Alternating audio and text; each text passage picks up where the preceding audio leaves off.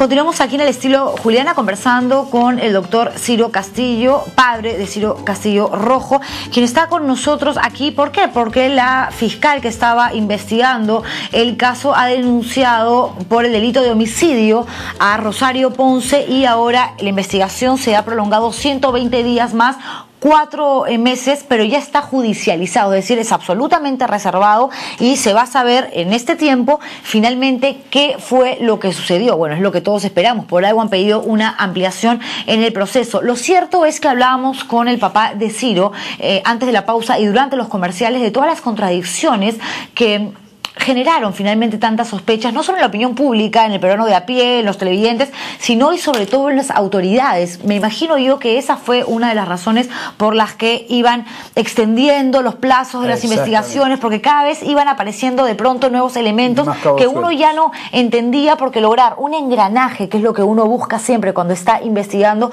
pues empezó a resultar algo casi imposible.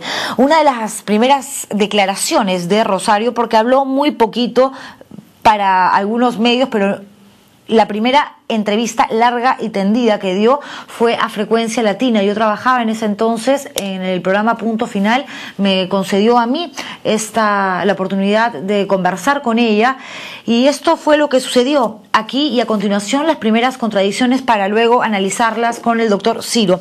Cuando le pregunto sobre el momento en que se separó de su ex enamorado, esto fue lo que dijo. Hay un video que salió donde dices que cuando Ciro se separa de ti, Rosario, tú estabas dormida, tú no lo viste. No sé si recuerdas cuando ya Ciro, cuando Ciro te dice me voy a buscar ayuda, ¿tú lo viste por ese lado o no veías allá? No, yo estaba muy cansada de Ciro y yo agarré mi gesto. Yo voy a ver si se ven las luces, un poquito más arriba. Y dice ya, le dije ya, y me eché a descansar. Voy a perder el tiempo y cuando me levantaba no me viste. Pero hay otro video que es el primero, cuando a ti te rescatan y estás en el avión, donde dices que él se fue hacia un lado y tú hacia el otro. Ciro, ¿para dónde se fue? Ese es el desfiladero, y este es el río. Así es, exacto. Aquí estábamos nosotros. Así es. Yo me fui para acá y él se fue para allá. Ese fue el día martes. Así es. O sea, él continuó el camino. A su papá. Pero te digo que ese camino, a unos 500, 600 metros más, termina. Entonces lo que he podido hacer es seguir subiendo el cerro, porque lo que hemos estado haciendo todo el camino, subiendo y bajando el cerro. ¿Cuál de las dos versiones es cierta en todo caso? ¿En cuál podemos creer? Mi señorita, cuando me hacen el primer video, yo había sido rescatada en menos de un día. Yo estaba en un shock, en un trauma, lo único que quería era llegar al hospital. Claro, aquí la primera contradicción, ¿no? Como les decíamos, primero dice que Ciro se fue por un lado, ella por el otro, es decir, ella vio por dónde se fue Ciro y luego asegura que estaba dormida y cuando levantó Ciro de pronto ya no estaba. Esto sumado a las declaraciones de los bomberos que aseguran que ellos supieron de Ciro porque ella les había contado, Rosario Ponce, que se había caído y que tenía un brazo y una pierna rota, pues nos lleva a pensar que una de las, ya no dos, sino tres versiones o dos son falsas. Claro, y la última versión que da, y con mucho énfasis, dice Ciro se resbaló. ¿Cómo podría haber sabido ella que se resbaló? ¿Cómo podría haber sabido ella si tenía un brazo y una pierna rotos? Si no estaba necesariamente, si no tuvo que estar necesariamente con él, ¿no es cierto? Y si el abogado viene y dice, yo no puedo decir que este último abogado que le sacaron este video subrepticio, dice, yo no puedo decir que Rosario le empujó porque soy su abogado. Entonces le está diciendo que Rosario lo empujó a Ciro. Claro, y aquí hay un tema, Ciro, que también es importantísimo, el asunto de los mensajes de texto, porque ella primero dice que no se pudo comunicar porque no tenía señal, pero luego aparecen los famosos mensajes de texto que recibe Efraín Matos, el mejor amigo de la Universidad de Rosario, donde ella le pedía auxilio, y luego en una entrevista que Efraín me da a mí también, desde la clandestinidad, me dice que ella lo llamaba, que él escuchaba a Ciro y que hablaba en plural. Oye, ven y ayúdanos, ven y rescátanos. ¿Por qué entonces los mensajes de texto son en singular? Ven por mí, ayúdame. Ahí hay un tema que es bastante controversial, porque incluso cuando yo le hago la pregunta a Rosario en su casa, frente a la mamá y el papá que estuvieron presentes en esta conversación, la mamá no la deja hablar del tema. Le dice que no, eso después que hable su abogado, porque al principio ella, sin que mediara nada sospechoso, ya se presentaba con abogado, ¿no? Eso es una cosa. En respecto a los mensajes, cuando Rosario llama a Matos, no llama a su mamá, obviamente, ya es sospechoso, y le dice a Matos que no avise a la familia, ni de Ciro ni a su mamá, y le da el número de la policía de Chivay. Y cuando Matos llama a la policía de Chivay, la policía de Chivay, el que recibe la llamada, creo que es, bueno, mejor no decir nombres que después se van a investigar, recibe la policía el mensaje de Matos y Matos le dice, ¿puedo avisar a los familiares? No, no avises a nadie. Ok. Entonces ya ahí había un encubrimiento. Pero lo que llama la atención y también es sospechoso, Ciro, es que si efectivamente había señal desde el lugar donde estaba y Ciro todavía estaba con vida, ¿por qué Ciro no aprovechó también para comunicarse con ustedes y decirles que estaba desaparecido? Efectivamente, la última llamada que hace Ciro es el día, si no me equivoco, 4 o 5. 4. Y no habla conmigo, sino con Charo. Yo me encontraba en Puno, habla con mi esposa. Y le dice, mamá, estoy bien, mándame el dinero y ya voy a regresar para el día de las elecciones, que era el día 10. Es que Ciro venía a votar. Claro, tenía que venir a votar. Entonces parecía que no pasaba absolutamente nada. Existe la posibilidad de que Ciro le dijera a Rosario, llama tú a Efraín y para que no se preocupe, ni tu familia ni la mía, dile que él pide ayuda, como pudo haber sido a la inversa. O sea, Rosario decirle a Ciro, oye, llama tú y pide... Claro, lo que también puede haber sucedido es que Ciro falleció después. Y si Ciro falleció después, la causa por la que falleció puede haber sido, pues, la que nosotros manejamos, es que Rosario tiene un temperamento violento, es una persona que aparte de ser mitómana, le gusta agredir cuando discute, pudo haber sucedido eso. Pero y después ya viene el encubrimiento y se involucra una serie de personas, ¿no? ¿Cuántos días estuvo desaparecida Rosario supuestamente sola caminando por el Colca? 9 días. 9 días. Perdón. El día número 13 es rescatada. Ok, y una de las cosas que tú en todo momento, Ciro, cuestionaste fue el hecho de que ella haya logrado sobrevivir tanto tiempo sin alimentos, supuestamente también sin agua, porque ella contó que tomaba su orina en un lugar con todas estas características geográficas y climáticas tan difíciles como es el Colca. El video del mensaje de texto ya no, porque lo hemos explicado. Vamos ahora con el de cuando ella me cuenta en esta entrevista cómo se alimentó justamente para lograr sobrevivir. ¿Tenemos el video? Mientras va pasando el video, te digo, Juliana, justamente al primer vocal lo sacaron del caso porque él dijo, le preguntó a Rosario, le dijo, ¿tomaste orines? Sí, pero ¿cómo tomabas orines si estabas sangrando? Y le graban eso y después sale el fiscal. Sí, esto fue lo que me dijo a mí en la entrevista cuando le consulté cómo había hecho para alimentarse. Mientras estaba en el mismo lugar, simplemente comí 5 hormiguitas, pero son muy astringentes y no tenía nada de agua. Más bien mi lengua se quedó... No tenía agua. Esos días he tomado orines, he tomado agua. Claro, eso es algo que también siempre pusiste sobre el tapete y en duda, ¿no? Claro, hemos averiguado pues científicamente y todo lo demás, no se puede vivir tomando agua. En segundo lugar, ella dice que estaba con sangrado vaginal, pues qué tipo de agua tomaba.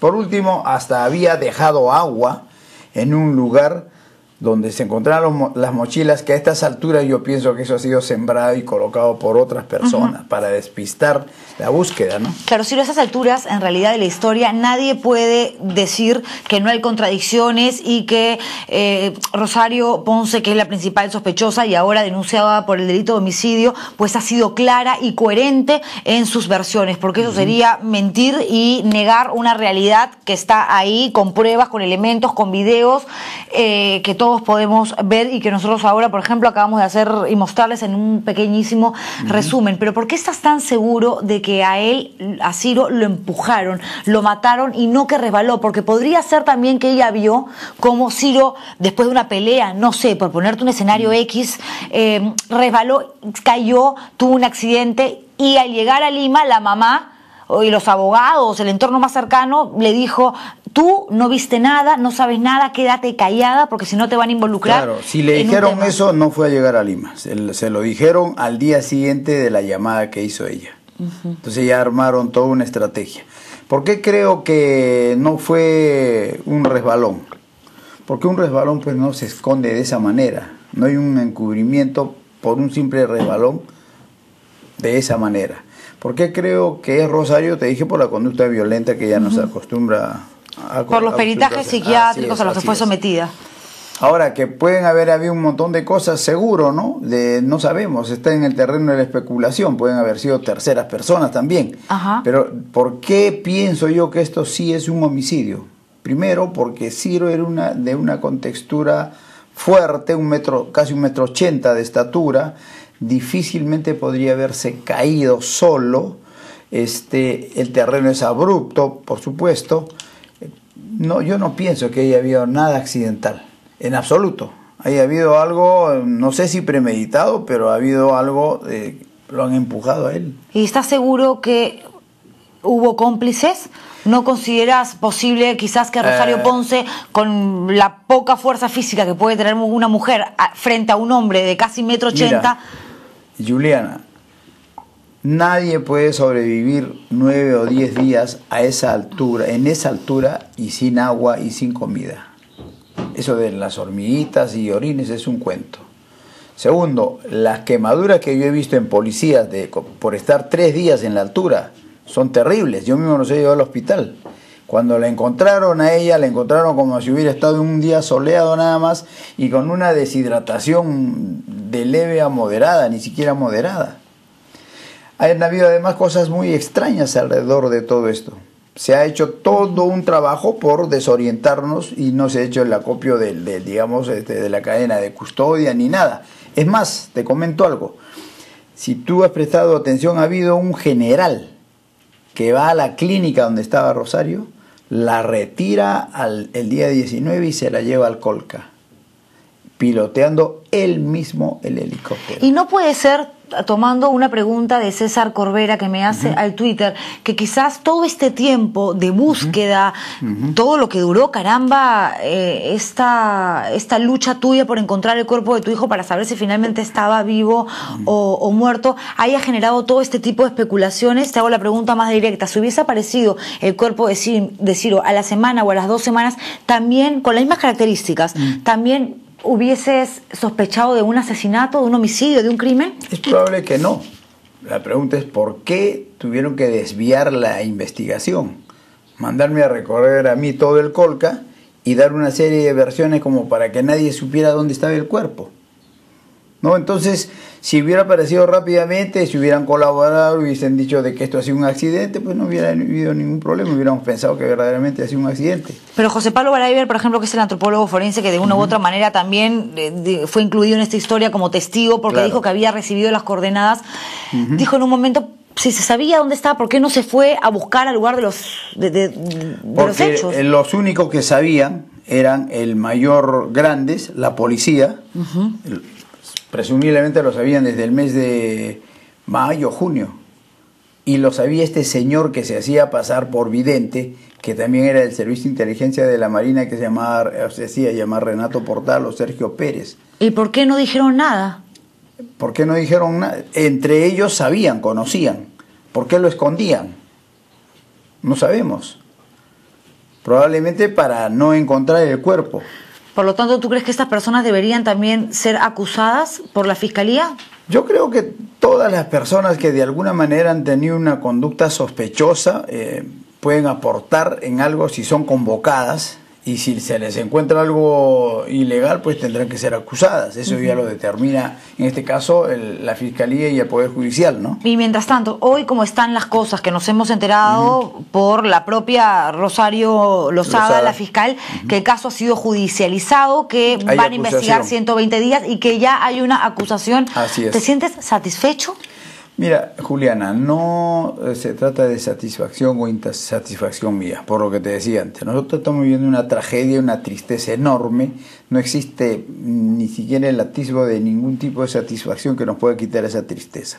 Lo que queremos es que este proceso de esta investigación se encamine bien, se haga bien y haya un control no solamente de los procesos, sino de la calidad misma del proceso. ¿Qué quiero decir con esto? que así como no se han hecho un montón de cosas al principio, o se han tratado de tergiversarlas para que después no constituyan prueba, pues se haga ahora un esfuerzo por buscar las pruebas necesarias y por convocar a la gente que no se ha podido convocar. Hay un montón de gente que no ha querido dar los cabellos para examinar. Pero yo digo, en todo ese tiempo no han podido acelerar los trámites, o sea, de una u otra manera trabajar para evitar tanta burocracia. Aquí hay dos cosas contra las que ha tenido que luchar, me imagino, la doctora Lozada. La Fiscalía, no la doctora Lozada, sino la Fiscalía como institución, y el Poder Judicial y todas las instituciones del país, sabemos que están llenas de corrupción, ¿no es cierto? Para nadie es una novedad. No, seguro. Entonces, primero que había que luchar contra este flagelo que significa morosidad, etcétera.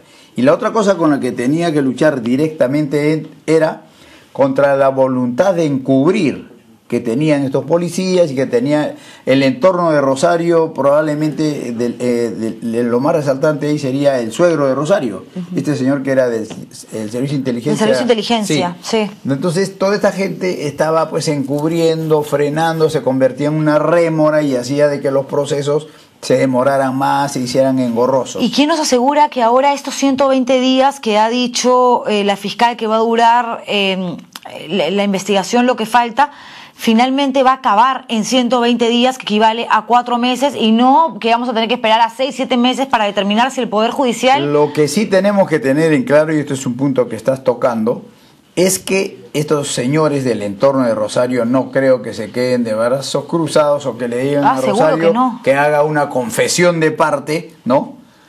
Sino más bien van a seguir utilizando toda esa tecnología, todas esas malas artes que aprendieron, me imagino, para combatir al terrorismo, la van a seguir utilizando para utilizar y encubrir y dilatar y hacer de que haya impunidad y no se sepa la verdad, ¿no? Muchísimas gracias, Ciro, por haber venido. Gracias a tu familia también, que siempre te acompaña, por haber estado aquí también. Y nada, estamos como siempre a la expectativa, porque queremos saber finalmente en qué termina todo este asunto. Que sí, que para muchos es quizás mediático, algunos te critican porque dicen que tienes un papel demasiado protagónico en este asunto.